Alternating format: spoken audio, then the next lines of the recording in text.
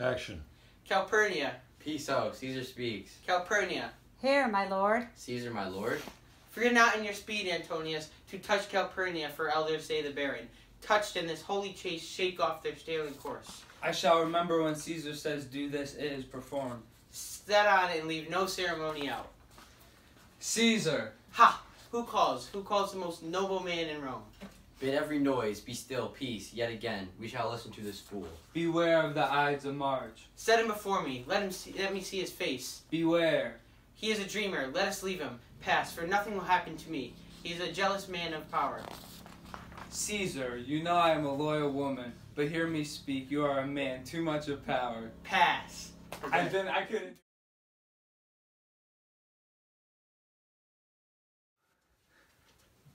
I am not gamesome. I do lack some part of that quick spirit that is in Antony. Let me not hinder, Cassius, your desires. I'll Portia. leave you. Yo, Portia, I do observe you now late. I have not from your eyes and gentleness, and show love of I was wont to have. As your beard is too stubborn and too strange in hand over your friend that loves you. Be not deceived if I have viewed my look, which give me some soil, perhaps to my behaviors, but let not therefore my good friends be grieved, among which number, Cassius, be you one, nor construe any further my neglect than that poor Portia with himself at war. Then, Portia, I much mistook your passion, by means wherefore this breast of mine hath buried thoughts great value and worthy cogitations. Tell me, good Portia, can you see your face? No, Cassius, for the eyes that sees not itself, but by reflection by some other things. 'Tis just, and it is not very much limited, Portia, that you have no such mirrors your hidden worthiness into. Your eye, I have heard, where many of the best respected in Rome have wished that noble Portia had her eyes. Yeah.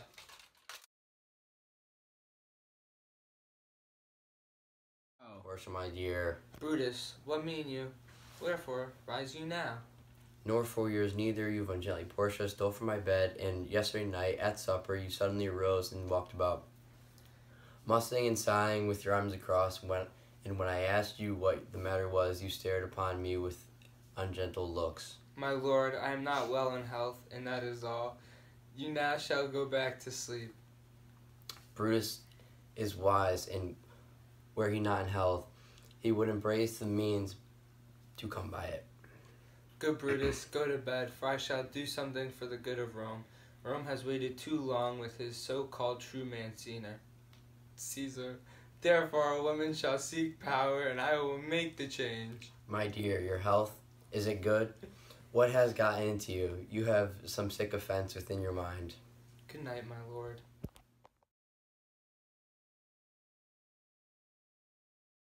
Get that out, you go. Realize the eth doth not the day break here. No.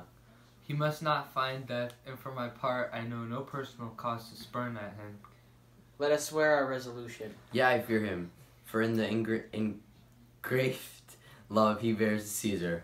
Give me your hands, all over, one by one. We'll bear no color for the thing he is.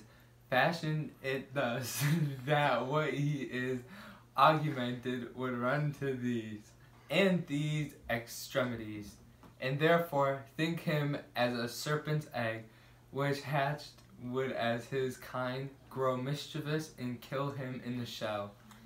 Our course will seem too bloody, to cut the head off and then back the limbs, like wrath and death and envy afterwards, for Antony is a limb of Caesar. With that said, we are to go upon our rest. We all know what to do.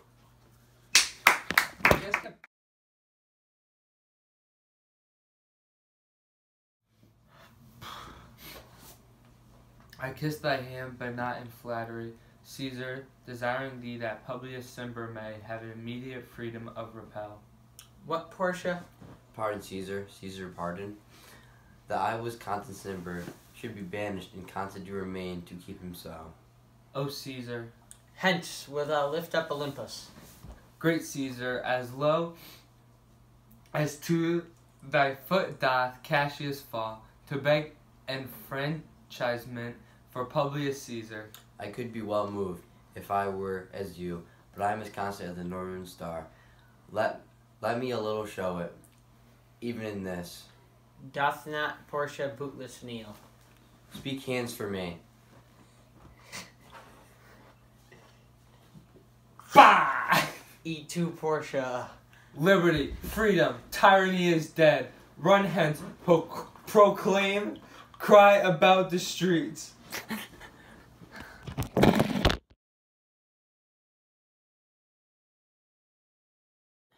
Don't mess up, please. Follow me, give me audience, friends, those that will hear me speak. Let them stay here, those that will follow Anthony. We will hear Anthony and compare their reasons when severally we hear them rendered. Be patient till the last. This was not that I didn't love Caesar less, but that I loved Rome more. As Caesar loved me, I wept for him. As he was fortunate, I rejoice at it. As he was valiant, I honor him, but as he was ambitious, I slew him. There is tears for his love, joy for his fortune, honor for his valor, and death for his ambition, who is here so vile that will not love his country. For him have I offended. With that said, who is here so rude that would no be a Roman? Live Caesar, live, live. Silence, hear me for my cause, and be silent, that you may hear, believe me, and for mine honor, and have respect to my honor, that you may believe. Live Caesar, live, live. None, Portia, none. We wish you death for the betrayal of our noble Caesar.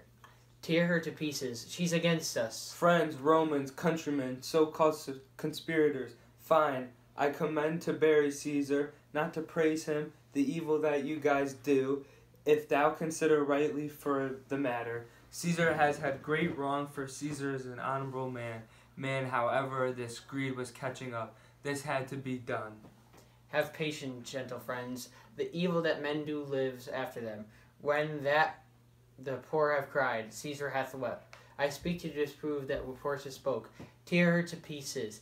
Shall in these confines with a monarch's voice cry havoc and let the dogs of war. That his foul deed shall smell above the earth with carrion men groaning for burial. Hail Caesar, crown Anthony.